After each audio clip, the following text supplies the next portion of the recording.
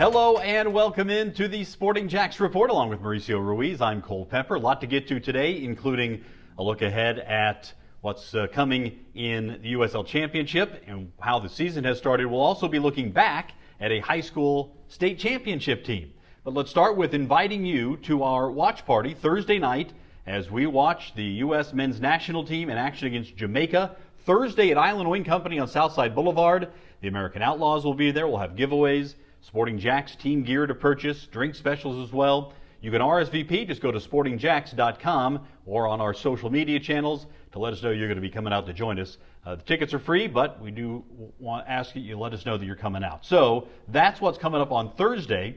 You can also, while you're at sportingjax.com, become a member of Sporting JAX, where you can get discounts on Sporting JAX official club merchandise, an invitation to attend exclusive insider events, automatic entry into competitions for chances to win special prizes and experiences, and you'll receive the Sporting JAX monthly email newsletter, plus a deposit on seats and tickets, and be the first to receive access to seats and a special limited edition Sporting JAX founding member pin. Well, the season has kicked off. We're starting to see some trends, Mauricio, in what's happened in the USL Championship. Nobody has been perfect so far, but I think we've seen a lot of very good soccer in the early stages. We really have, and I think there's some teams that finished the season strong last year. They were late to finishing strong, but they're kind of picking up where they left off a little bit. And a lot of teams that finished strong, feels like they're a little bit of a hangover from last year. Phoenix Rising being one of those. For sure. Well, let's take a look at the results from the second week of the USL Championship season.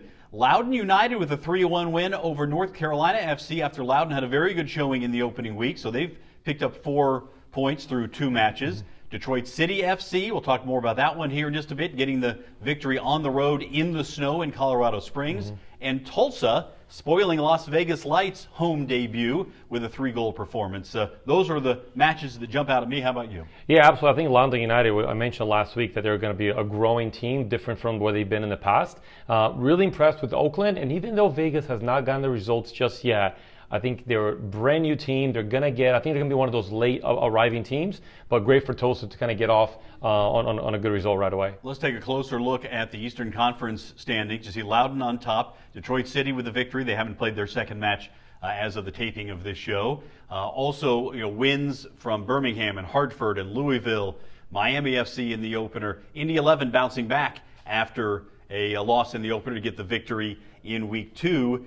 This is a long way from the playoffs, of course. We're just 2 weeks in, and we'll see how some of these trends develop. In the West, what jumps out at you, Mauricio? Yeah, in the West, I mean, you got the 2 teams at the top that were pretty much at the top most of the season. Obviously, Sac Republic. These 2 teams, Orange County and Sac Republic, they kicked off the season in the first week of the season together. They kind of got that draw. But it's interesting to see kind of where Oakland Roots, Monterey Bay, New Mexico, there were 3 teams that were kind of like in and out, in and out. If they can hold this position, as you said, too early to really tell anything. But if they can hold on top of the table, they have really good teams. It's just a matter of momentum with those teams. And as you mentioned, the defending champions have started with 2 losses, both 1-0 losses for Phoenix Rising. A little bit of the hangover from last year that I was mentioning. Maybe so. All right, let's take a look at our match of the week, and it's Rhode Island FC taking on New Mexico United. Rhode Island FC, a new club in the USL Championship, and this was the home opener for Rhode Island. Yeah, 5,200 people in this game as an opener. They're playing at Brown University until their stadium downtown is ready. But what an atmosphere that this game really presented. And if you kind of get it from the beginning, what I wanted to highlight, Rhode Island and Coach Kanu Smith, they're going to play in a 3-5-2. So you see those 3 center backs. Typically, the wide player in a 3-5-2 is the open player. So you got someone like Quisera here that can really take you down 1v1 in speed, and tons of speed over here, gets that cross, and who's on the end of it? Albert Equa, exactly. the Golden Boot winner last year for the USL Championship with his new club. And they're also a really high-pressing team. You can see kind of how they set up. Bad choice from the keeper, but what a strike here on goal from Homestead. What a great goal that would have been to start off their culture and their tradition. But a high-pressing team, they continue to get balls. And this is a team that's going to create a lot of opportunities going forward. And once again, you see some of the opportunities, and the woodwork got some work here. Rhode Island had some excellent chances. Didn't come away with anything in the first half. Yeah, Holstead again there, and then you see once again Quisera there on the wide channel feeding Fuson, one of the new signings as well. And then the second half, really the first time New Mexico had anything on goal, going to goal here. Took a little bit and couldn't quite pull the trigger on time. Later in the game, again, an opportunity for New Mexico, and this time they find the net. Yeah, and really poor choice from Koke here, their goalkeeper, their first signing in the franchise. The ball always going out wide. He kind of comes out, gets into no man's land, gets a touch on it, but New Mexico gets their first goal, but not to be stopped, and Rhode Island comes back in extra time. Here it is in stoppage time, and this would go as an own goal technically. Mark Doyle was the one who was there for Rhode Island. Christopher Gloucester had the ball deflect off of him and go in.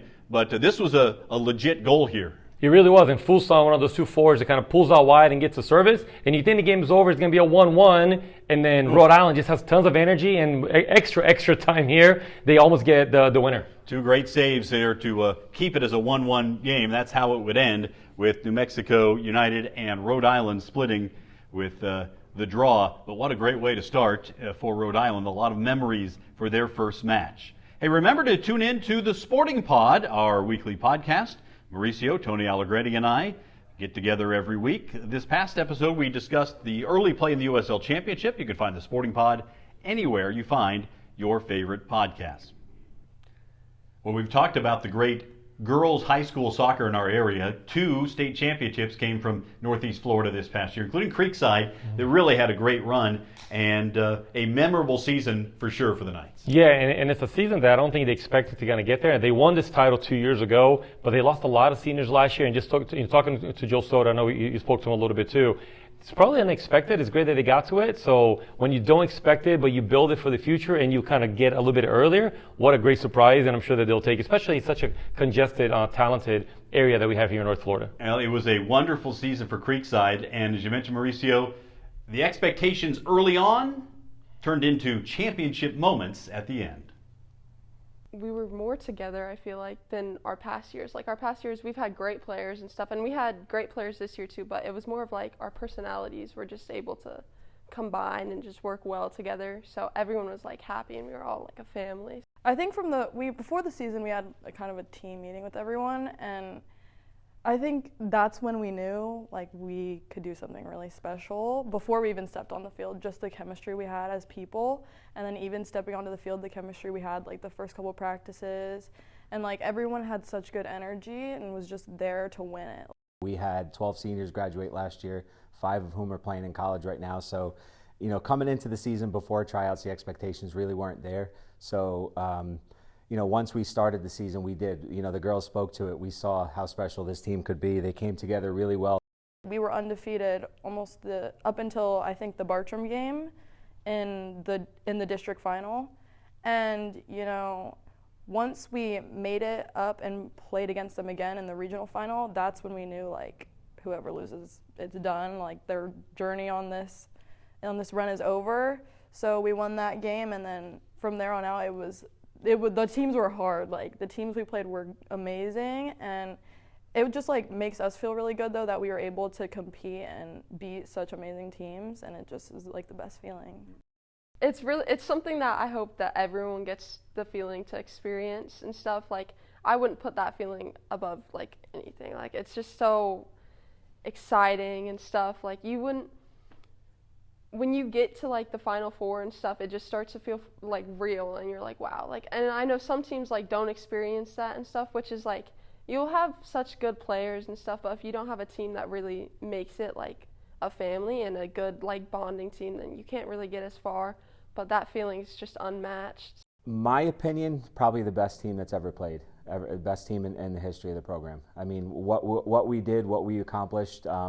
Statistically, just in terms of the quality, I would say this is the best team we've had in the program's history. We also want to recognize a major milestone in women's soccer this week as KC Current opened the first women's professional stadium in the world with a 5-4 win over the Portland Thorns.